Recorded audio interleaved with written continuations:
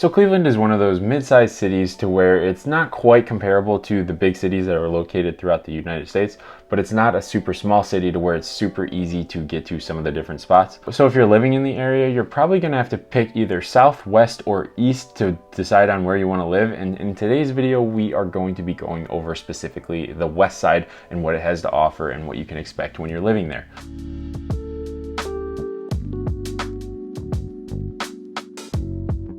Now, I actually live over on the west side of Cleveland and I really enjoy spending my time here. You can work your way up north into some more trendy hipster areas, get all of that cool boutique shopping, great restaurants, and even some diverse grocery shopping. Or you can work your way over into some of the nicer areas and get that higher quality shopping experience where they're gonna have nicer restaurants, some of your fancier stores, and even some specialty grocery as well. Now, before I dive too far into this, my name is Sam Oler and I'm a realtor in the greater Cleveland area. And if you're thinking about making a move over this way, I help a bunch of people move here every year. So feel free to reach out to me. Whether you're moving in a couple weeks or a couple months, I've got programs that are going to make your life a lot easier. You can find all of my contact information down in the description. But back to today's topic, which is going to be West Cleveland. Now, Cleveland is a lot like other bigger cities where the majority of the crime is going to be closer to the city. So that is my general rule of thumb. The closer you get to the city, the better chance is that it's not going to be as great of an area as far as crime goes statistically. But there are a few exceptions of areas that are close to downtown that are great places to live. So jumping right into it, making your way into downtown Cleveland itself is going to be pretty easy from these western areas. You are going to have a few different highway systems that lead yourself into the city, and the first one is going to be I-90,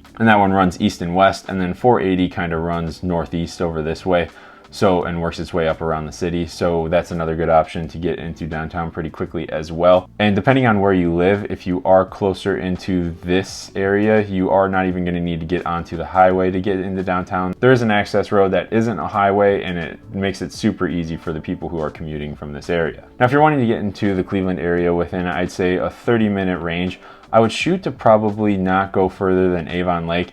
From here to downtown Cleveland is going to be 30 to 40 minutes, and if you land yourself in rush hour, it's probably going to take a little bit longer, but all you have to do is hop on 90 and just work your way up and in. So I think it's a great option as far as where you'd want to live. However, it's starting to get to be a further drive to get into Cleveland itself. Now, another thing to note is that the further out from Cleveland you go, the more rural it's going to get.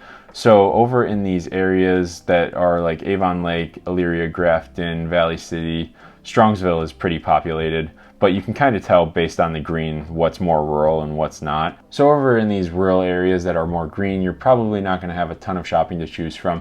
However, you can work your way over into Strongsville very easily, and you can work your way over into Avon and North Olmsted and Olmsted Falls super easily as well. And that is going to be where your main hub is going to be as far as your shopping goes and all of the activities that there are to do. The nice part about living in the rural area is that it's starting to get developed and you're going to be able to get land a lot cheaper. So if you want to have a big house on a big property lot for a good price, this is probably where you're going to want to end up. Now, as we work our way in a little bit closer to see all of the different cities that surround Cleveland, you're going to notice that there's a lot to choose from. And something cool about this area in Cleveland is that a lot of these different suburbs are going to have some really highly rated school systems for Ohio. So I would say Avon Lake, Avon, Westlake, Rocky River, Olmsted Falls are all going to have some fantastic school systems for your children to go to. Now, realistically, the price point to get into these areas is probably going to land you around the $250 plus. Honestly, you're probably going to be closer to the $400 to $500 mark to get into a house that can comfortably fit a family. But if you're looking for that school system, there are options in that $250 to $350 range as well. Now, you'll notice that I barely touched the surface as far as the different cities that there are, so it doesn't mean that they have bad school systems. They're just not as highly rated as the ones that I mentioned already. Now, as far as working your way out of that rural area and you're wanting that more suburban feel where you're not going to have to drive more than 15 minutes to get to different restaurants or grocery shopping, you're probably going to want to be in North Ridgeville area. It's just starting to get a little bit more developed, and I would say south of Olmsted Falls is probably as far as you're going to want to go, and then down to Strongsville. That's getting to be more south, but we'll focus more on the more northern area. Now, Berea is going to be one of your more affordable areas. Same with Middleburg Heights and Parma. Those areas you can pretty easily get a nice sized house between 200 and 400,000. And while they are pretty competitive to get into, if you work with the right person, you're not going to have to worry about that because they're going to know how to get the best deal no matter what market you're currently working in. Another thing you'll notice about this area is that the Cleveland Hopkins Airport is located there. So pretty much everyone who needs to fly out of Cleveland is going to go there. And the airport is actually pretty large. So you have the ability to fly out of it super easily to some different hubs to get to exactly where you're trying to go, whether it be within or outside of the United States. So as we're working our way into the more suburban area, up north you are going to have nicer houses in this Rocky River, Westlake, Avon area. These are those areas that have the really highly rated school districts, and there's a lot of people who seek out going to this area. Not only is the school district great, you're going to also have all of your shopping in here as well. Over in Avon Lake, you're going to have a lot of different smaller restaurants and cafes that are mom and pop shops. If you work your way down into Avon, you're going to have all of your big name shopping over in this area as well. So you're going to have things like Kohl's, Target, Home Depot, Heinen's, which is going to be your main grocery store if you don't go to Costco. And then just throughout the city is going to be a lot more as well. You're going to have your Menards, Hobby Lobby, Petco, Lowe's, JCPenney, Aldi, just all of your big name stuff, I would say. The main thing that I would say people go to Westlake for is going to be Crocker Park. Now, this is an outdoor shopping mall, so you're gonna have a ton of different stores here. I actually live within a 15-minute drive of here, so I work out over in the Sportive Fitness over on the south side of Crocker Park, and then I also shop at Trader Joe's pretty commonly. So in here, like I said, it's a higher quality shopping center. We're gonna have bigger names that are higher quality, like Bar Louie. You got a Cheesecake Factory in here. Rally House is one of those local shops that are where you're gonna pick up some Cleveland gear. You got Eddie Bauer, Lululemon, a Nike store, and there's a lot more if you just zoom in on the map and check out everything that they have to offer. It's a really fun spot to go hang out. And in wintertime, they actually put a giant Christmas tree down in the center that everyone goes to, and they do an annual tree lighting where they have dancers, food, music, where everyone just gets together and gets excited about Christmas time coming up. Now, if you go to this, you're gonna wanna make sure that you show up early because parking is a nightmare when there's enough people to pack the streets full there. So as we start to work our way out of Westlake, you're gonna have another city called Bay Village up here, and this is one where I really like spending some time here. Over at Huntington Beach, I spent so much time growing up. It was one of my favorite places to go hang out just because you could just get on the sand and just sit by the lake and watch all the boats go by, all the people kayaking, people hanging out on the beach. It's not nearly comparable if you were to go over to a destination vacation on a beach. However, it is a nice supplement for not being able to travel all the time. And Bay Village is a lot like Avon, where it's got some really cool shops and cafes that you can go hang out at. And overall, it's just a really cool vibe as far as the city goes. And it's got a fantastic high school as well. I do have to say that one of the downsides to living in these areas over by Bay Village, Westlake, North Olmsted, it's kind of a pain in the butt being in Cuyahoga County. The taxes here are incredibly high. There are a few different areas that you could move to if you move within a township within Cuyahoga County, so you can pay a little bit less on taxes. However, if you're in the majority of the suburbs, you are going to be paying a pretty high price for your house. Now, there is a definite line to where Cuyahoga County ends, and that is going to be at the end of Westlake, North Olmsted, and North Ridgeville. Anywhere east of this is going to be Cuyahoga, and anything west is going to be Lorain. So the nice part about getting into Avon and North Ridgeville and Avon Lake, you are going to have a little bit cheaper taxes to pay because you're going to be a part of Lorain County. Now, the other downside to the Cuyahoga County area is that you have to get e-checks for your cars.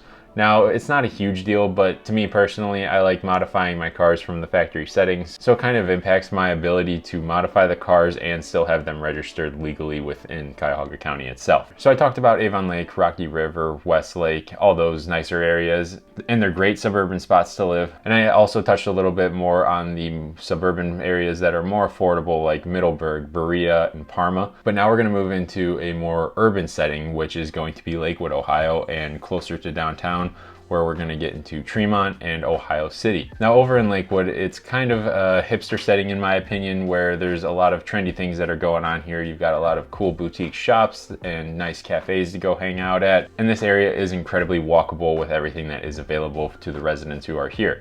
So if you are between the two main roads, which is going to be Madison and Detroit, the majority of your shopping and restaurants are going to be on Detroit and Madison. So over in those two areas, if you live anywhere in between them or slightly north or slightly south of it, you're gonna have the ability to walk to all the different shops and grocery stores with ease. Now, on top of the walkability here, this area is actually really cool just due to the fact that there is a lot of history here. So these houses are gonna be very old and they're gonna be very charming as well. The majority of the people who live in Lakewood take a lot of pride in their homes, so they've been preserved very well. And overall, it's a great spot to go hang out, enjoy the community, and also get the really nice historical architecture. The other nice part about Lakewood is going to be Lakewood Park. Over there you can go hang out. There's a pool, there's skate park, there's basketball hoops, walking trails, and it all leads up to a really cool scenic overlook of Lake Erie itself. So you can go there, sit, eat some dinner, watch the boats go by, all while sunset's happening. A lot of the times during the summer, there's people who are performing music there just in the background, and it's just a really cool setting to be in, especially if you really appreciate the park feel. Now, moving out of Lakewood and closer to downtown, a lot of these areas over in this section are gonna be a little bit iffy as far as the crime rates, so where you end up is going to be incredibly important. Now, this area used to be a lot worse than it is currently, and that is because a lot of investors came into the Tremont area and started gentrifying it, and now it's a lot like Lakewood, but even better as far as walkability goes, because everything is a lot closer together and you're getting that true urban feeling of living almost downtown. Where over in this area is going to be all of your shopping, bars, restaurants, etc. And the townhomes that were built here are going to be incredibly expensive to move into just because of the demand that it calls for.